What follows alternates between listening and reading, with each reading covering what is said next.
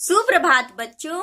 आज मैं आपको हिंदी पाठ्य पुस्तक का एक बहुत ही प्यारा और सुंदर कविता पढ़ाने जा रही हूँ।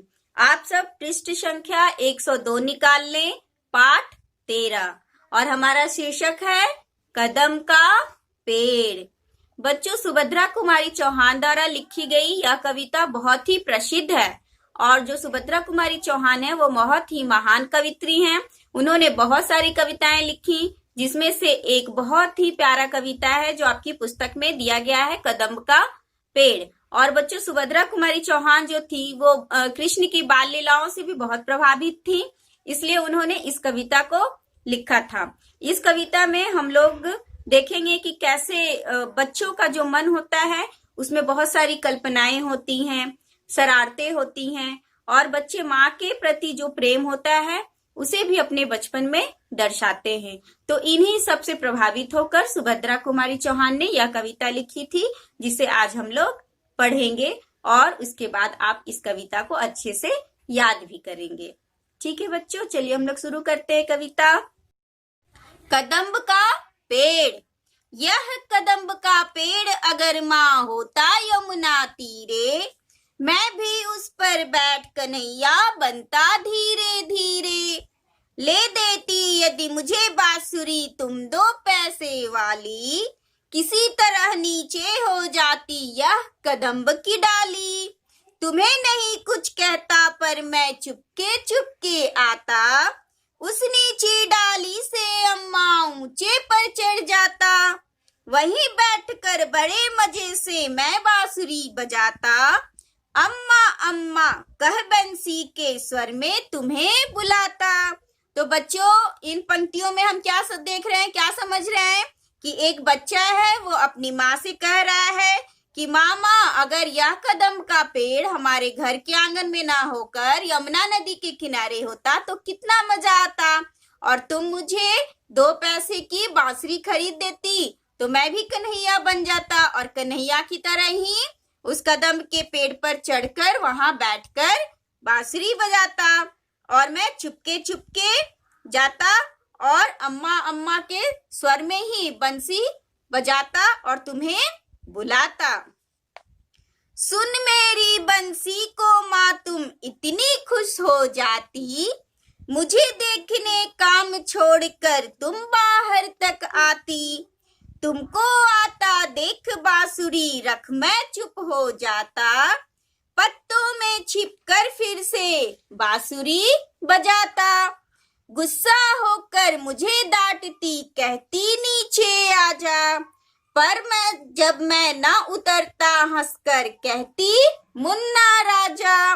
नीचे उतरो मेरे भैया तुम्हें मिठाई दूंगी, नए खिलौने माखन मिश्री दूध मलाई दूंगी।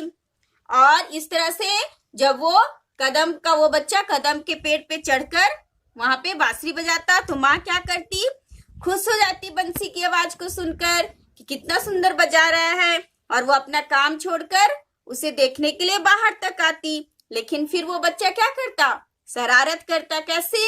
वो क्या करता, बांसुरी बजाना बंद कर पत्तों में छिप जाता और इस तरह से छिप छिप कर फिर से बांसुरी बजाता और माँ उसे खोजती रहती। फिर जब माँ देखती कि वो पेड़ पे बैठा हुआ है ऊंचाई पे, तो वो कहती कि नीचे आ जा, है ना, डांटती क्योंकि वहां से गिर सकता है। तो फिर वो जब बोलती मुन्ना राजा, प्यार से उसे दुलारती, हंसकर कहती और कहती कि तुम नीचे आओ, मैं तुम्हें मिठाई दूंगी, खिलौने दूंगी, माखन मिश्री दूध मलाई आदि दूंगी। ठीक है, क्योंकि माँ अपने बच्चे को किसी तरह से भी नीचे बुला रही है, उसे प्यार से बुला रही है। और इसके बाद देखिए आगे क्या होता है। मैं हंसकर सबसे ऊपर की टहनी पर चढ़ जाता, एक बार कह माँ पत्तों में वहीं कहीं छिप जाता। बहुत बुलाने पर भी माँ जब मैं न उतर कर आता, तब माँ का हृदय तुम्हारा बहुत विकल हो जाता। और फिर क्या होता, फिर वो छिप जाता और वहां से क्या कहता, माँ कहता एक बार और फिर छिप जाता। इस तरह से बहुत बार माँ बुलाती लेकिन फिर भी वो उतर कर नहीं आता। फिर माँ क्या हो जाती, उदास हो जाती, उसका हृदय जो है विकल हो जाता, मतलब बेचैन हो जाता, क्योंकि बच्चा नीचे उतर नहीं रहा है उसका। फिर आगे देखिए क्या होता है। तुम आंचल पसार कर अम्मा वहीं पेड़ के नीचे, ईश्वर से कुछ विनती करती बैठी आंखें मीचे। तुम्हें ध्यान में लगा देख मैं धीरे धीरे आता, और तुम्हारे फैले आंचल के नीचे छिप जाता। तुम घबरा कर आंख खोलती फिर खुश हो जाती, जब अपने मुन्ना राजा को गोद में ही पाती। इसी तरह कुछ खेला करते हम तुम धीरे धीरे, माँ कदम्ब का पेड़ अगर यह होता यमुना तीरे। और फिर जब माँ बेचैन होकर नीचे वहीं पे बैठ जाती पेड़ के नीचे, तो और ईश्वर से वो प्रार्थना करती कि मेरे बच्चे को सद्बुद्धि दे और वो नीचे उतर जाए। और इस तरह से वो अपनी आंखें बंद रखती, तो बच्चा क्या करता, धीरे धीरे देखता कि माँ ध्यान में लगी है, तो वो नीचे आता और माँ की फैले हुए आंचल के नीचे क्या करता, वो छिप जाता। और जब माँ घबरा कर आंख खोलती तो खुश हो जाती। क्यों? क्योंकि उसका जो मुन्ना राजा है वो आंचल के नीचे गोद में उसके पास है। और इस तरह से वो बच्चा अपनी माँ के साथ भी खेला करता। तो बच्चों, इस कविता में हमने देखा कि कैसे एक बच्चा है वो अपनी शरारतों को कृष्ण की शरारतों से जोड़ रहा है और अपनी माँ के साथ अटखेलियां कर रहा है। तो ये बहुत ही प्यारी कविता है, आप लोग इसे जरूर याद करेंगे। और इसके नीचे कुछ शब्दार्थ दिए गए हैं, उसे भी आप अच्छे से याद करेंगे। इस कविता को अच्छे से पढ़िए, आपको बहुत ही अच्छा लगेगा। ठीक है बच्चों, इसके साथ ही गुड बाय।